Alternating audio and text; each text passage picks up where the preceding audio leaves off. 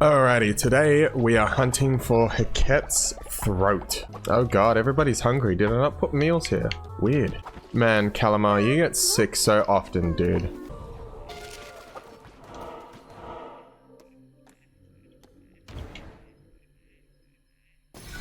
Ah, here we go. We found Heket's throat. Oh, that looks really gory. Increases attack damage for 10 seconds.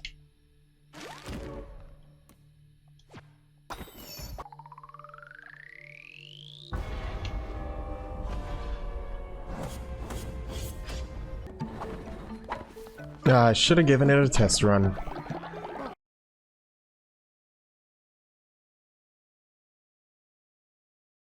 Oh my god, we finally have found one of the relics. Holy shit. That took a lot longer than what I intended it to. And we're not really in the area for Heket, but whatever. We're gonna go ahead and fight. Leshy, because I think it'll be fun, and it's a nice way to showcase this specific relic, because this relic is fragile. I think. Is it fragile? Oh, it's not. Okay, so this isn't fragile, just increased attack damage. Okay.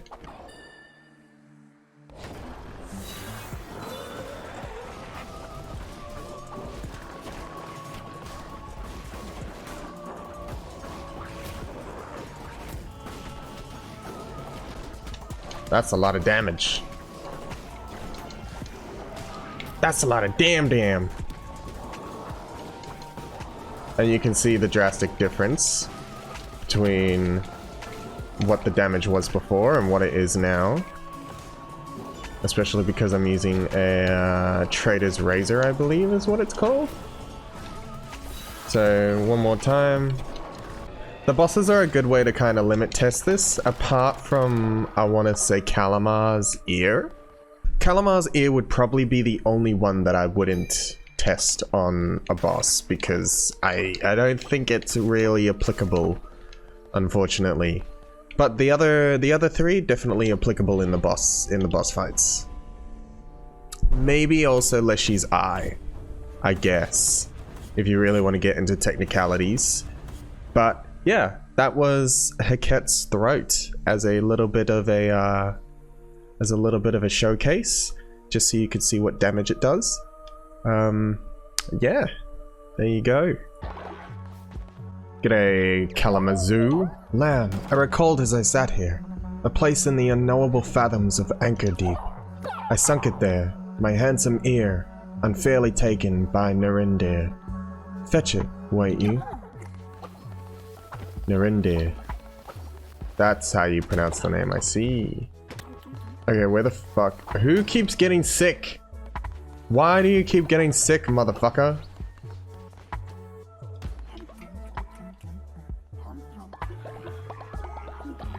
Oh my god. Costing me a fucking arm and a leg.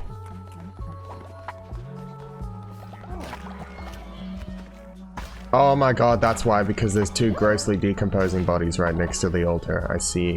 Yeah, that makes a lot of sense. Okay. Okay, next thing. Gotta find Calamar's ear. Can't be that hard. Surely not.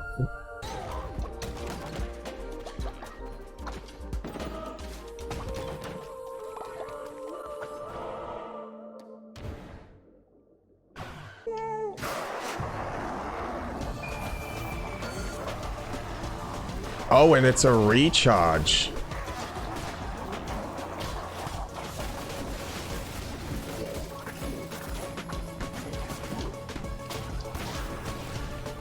Well, blink and you miss him. You're not going to be able to find the undead follower in this, I guarantee you. And if you can, props to you, I'll give you a cookie. But if you can't, here, I'll help you out. Ready? Go.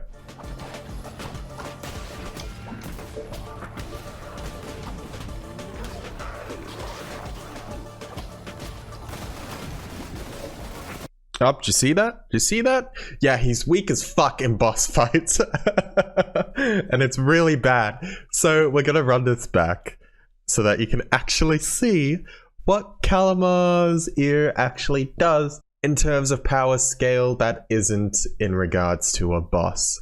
Because that, for him trying his hardest, look, he was trying his best that he could, you know, and it just wasn't working out. So we gotta bench him. We'll bring him out in the next game, alright? And just so happens that I've already done it for you. So here's the clip of Calamar's ear. Catcher. Calamar's ear. Basically, you just saw what it did, but you didn't really get a good view of it. It'll summon an undead follower to help us in our crusade. The charge speed is slow, to be expected from this type of relic. I mean, it's summoning an undead follower. The great thing about this is that I do believe followers stick with you for the entirety of the stage. Like, they stick with you everywhere you go. Let's see this in action, shall we? So here's an undead follower of ours, and I'm just gonna let him solo. You can see that the damage is pretty good, but he does get interrupted on his swing attack, so if he gets hit, the swing doesn't really go through, and he seems to auto-target highest priority. Oh, and he has AoE.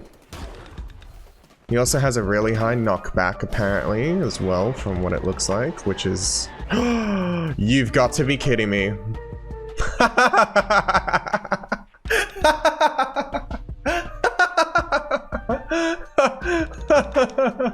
You've got to be fucking kidding me, man.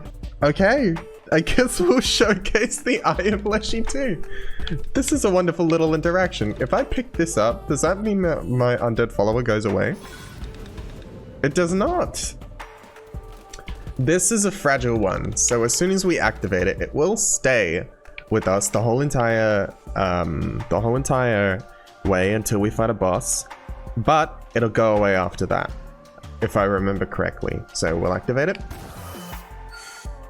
And here we have Leshy's eyes that'll protect us throughout the whole entire stage.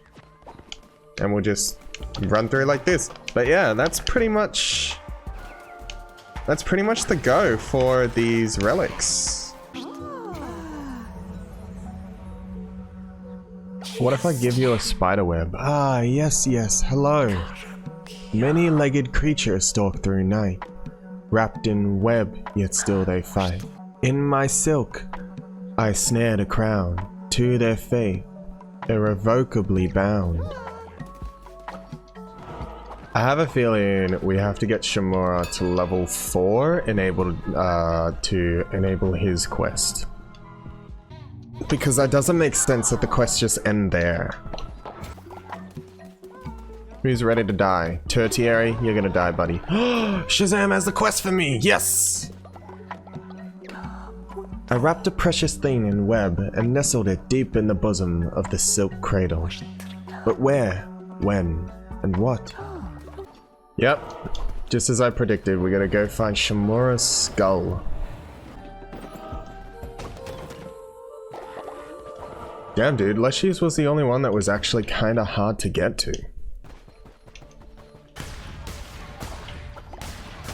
And his was the first.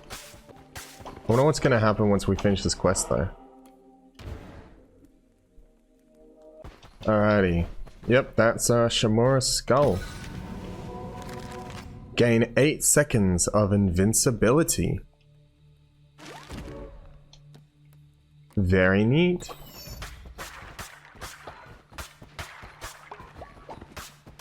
I wonder if it's a fragile one. I didn't read it. I didn't get a chance to, really. And here we have the 4th relic, Shimura's skull.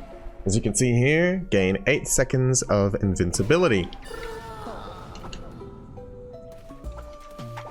We have actually had this item in our runs, but I don't think I have recording of it. So, basically, it's one of the most powerful relics here.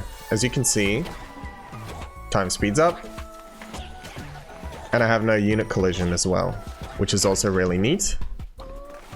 And it's a recharge relic too, so I can use it constantly. Unlike Leshy's Eye, that is not a recharge. There you go, that's Shimura's skull. I'd show you it in a boss fight, but that's pretty self-explanatory right there. I can show you it again. Do you want me to show you again? I can show you again. Okay, let me show you again real quick for the one time. It has a really long recharge rate as well, but the good thing is, whacking stuff recharges it. So, you don't really have to worry too much. Also, it's pretty good if you're trying to do like flawless boss runs. So I'll show you in another room just real quick. So in this room, music speeds up. And it also doesn't tell you as well, but you also get a little bit of a movement speed boost when you use this weapon too. So that's pretty neat as well. But yeah, there you go. That's the 4th relic from the bosses, which is Shimura's skull. There you go. And in terms of how to get them, you get Eye of Leshy and Darkwood when you have the quest from Leshy himself. You get Haket's Throat from Anura when you have the quest. You get Kalamar's Ear from Anchor Deep when you get the quest, and you get Shimura's Skull from Silk Cradle when you get the quest. Now, these aren't hard to find. They spawn, from what I've noticed, you get a guaranteed spawn. You get a guaranteed spawn every single time. Oh, whoa. Can I not die against Barbados, please? Oh, my follower, look at him go. But yeah, as far as I know, the relics spawn instantly when you get the quest. Apart from that, that's pretty much everything. Alrighty, Shimura, there you are, buddy. Ah, what is that? It's your skull, man. That's why their heads are like that. This is now going to be the final thing that we do in this game for a while until the next update comes out. If you don't want spoilers to the rest of this, please turn away now. But if you want to keep going, I will tell you all exactly how we got to getting this little exclamation point on the hut.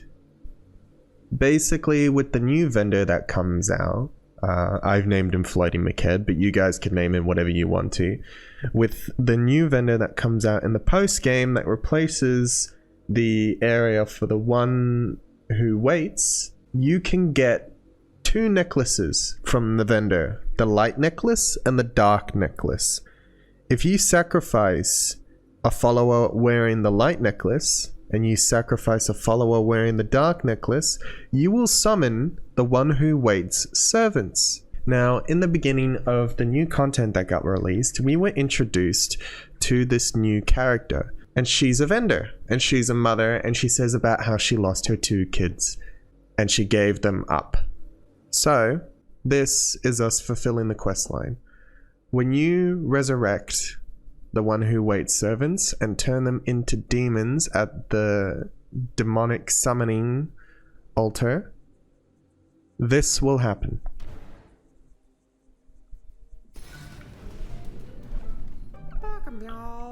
One can be certain of nothing but the heart's... Oh. A heart remembers. A mother shan't forget. Oh, generous fortune! Should I be dreaming? Never allow me to wake! Kit, fraction of my beating heart!